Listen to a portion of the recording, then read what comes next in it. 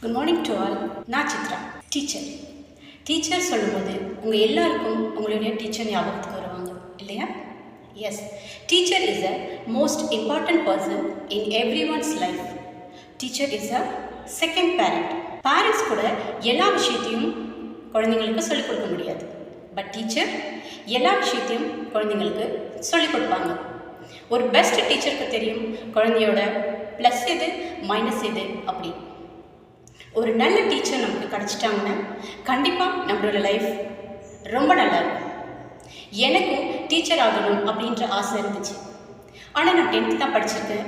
என்னால் எப்படி டீச்சர் ஆக முடியும்? அப்போ தான் டீம் எஜுகேஷன் இன்ஸ்டிடியூஷன் பற்றி எனக்கு தெரிய வந்துச்சு. நான் டீமுக்கு கால் பண்ணேன். டீம் எனக்கு நல்ல கைடன்ஸ் கொடுத்தாங்க. அவங்களோட கைட்லைன்ஸில் என்னால் கோர்ஸ் கம்ப்ளீட் பண்ண முடிஞ்சது. நான் சக்ஸஸ்ஃபுல்லாக கம்ப்ளீட் பண்ணேன். இப்போது என்னால் சொல்ல முடியும் ஐ எம் பெஸ்ட் டீச்சர் அப்படின்னு.